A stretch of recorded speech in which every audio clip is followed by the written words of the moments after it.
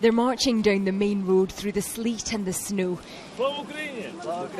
After the victory, the days of violence, they're coming to see where their money was spent. We just want to see this, this, how to say, Vanity Fair, to see this where just billions of dollars were spent. It goes back like this for miles. People are just abandoning their cars at the side of the road, putting toddlers in pushchairs to walk. Where are you going with them? Our president home, looking, watching where he lives. Through the security hut, once manned by the president's men, and into Ukraine's Xanadu. And this is the real attraction here, the presidential zoo. Behind us in the sheds are potbelly pigs, then goats, and then deer. In the other direction, there is an aviary full of exotic birds. Beyond them, the ostriches.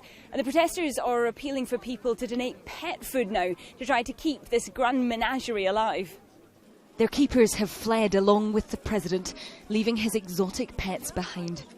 The children want to look at the animals, their parents to know how much this cost.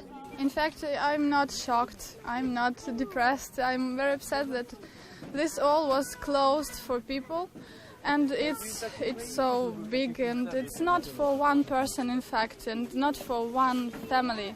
It's too much. We can see here the level of corruption in our country, but at the same time it's the advantage and it's some kind of a victory of this revolution.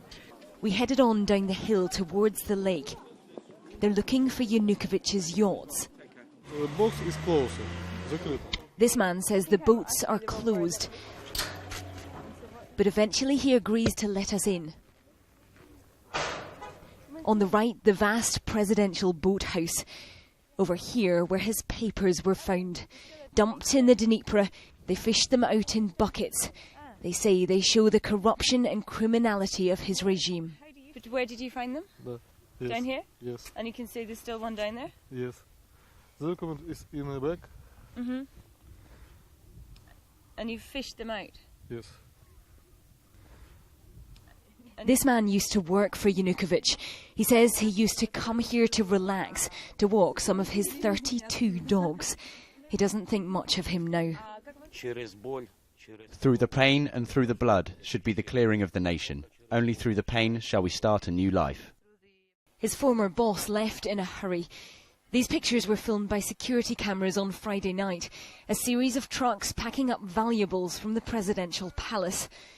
And then a man with his bags getting into a helicopter. Yanukovych's aides said today he won't give up power, but in Parliament they're moving on without him. They voted in the Speaker as interim replacement, a close ally of Yulia Tymoshenko.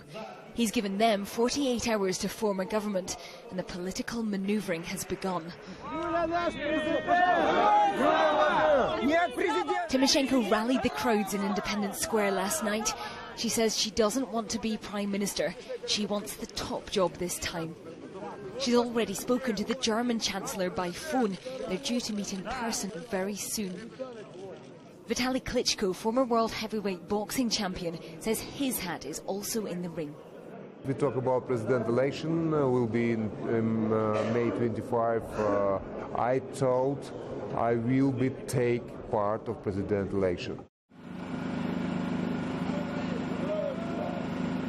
Back at the residence, the People's Defence Force are now on golf buggies, touring the presidential grounds. The state is so vast that this is now the only way to get around. Yesterday they were manning the barricades. Today they're driving around in small tractors. We've just passed the presidential golf course. And you can see people here all around us just strolling around, taking in the presidential sights.